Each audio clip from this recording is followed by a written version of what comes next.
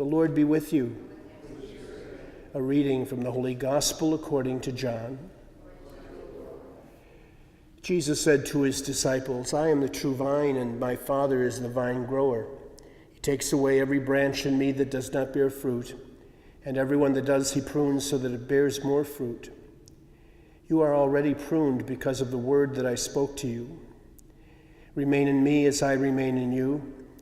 Just as a branch cannot bear fruit on its own unless it remains on the vine, so neither can you unless you remain in me. I am the vine, you are the branches.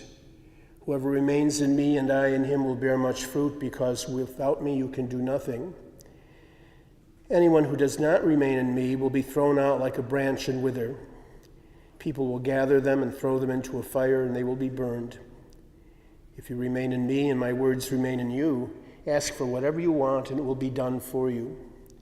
By this is my Father glorified, that you bear much fruit and become my disciples.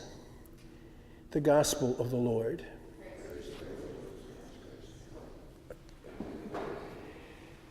Well, I would rather have tried this without televised Mass, but I had no choice. I'm trying to see if I can do this, so please be patient with me.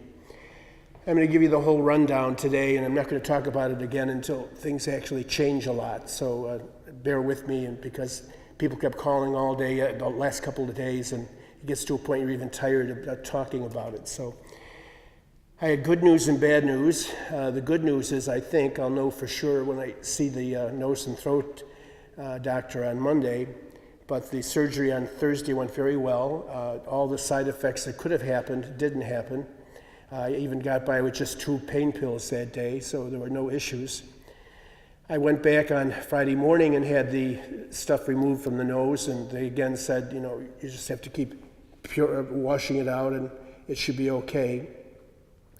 Friday night, I was sitting at dinner with the bishop, and we got up to go back into the living room, and I passed out and went onto the floor and hit my head onto the china cabinet and twisted myself in between another piece of furniture and that. So they sent me to ECMC by ambulance, and I didn't even know I was there or anything happened until I woke up about 11 o'clock Friday night at ECMC. And then they sent me home at 1:30 in the morning in a cab, and fortunately I was able to get into the house and get upstairs. But when I got up there and looked in the mirror, I was totally covered in blood. They didn't wash me off or anything. So I laid down on the bed, and because I just couldn't do anything, I have a lot of pain in my back, my right arm, and the whole right side, which is where I hit everything, I guess. So that fine, so that all happened, etc. Then I didn't even know what they had done with me at ECMC, for that matter. So then we come to find out they probably had given me some blood, and we think they had taken CAT scans or something. So that was Saturday. Monday, right before supper, ECMQ calls and says, you've got to come back in right away for an MRI. And I said, well, I'm going to be seeing the oral surgeon because they did some damage to my cheek and my jaw on this side on Thursday, meaning tomorrow. Can I wait till then? And they said, no, you got to come in right away. So as soon as I got there, they put this neck brace on, and then I had the MRI.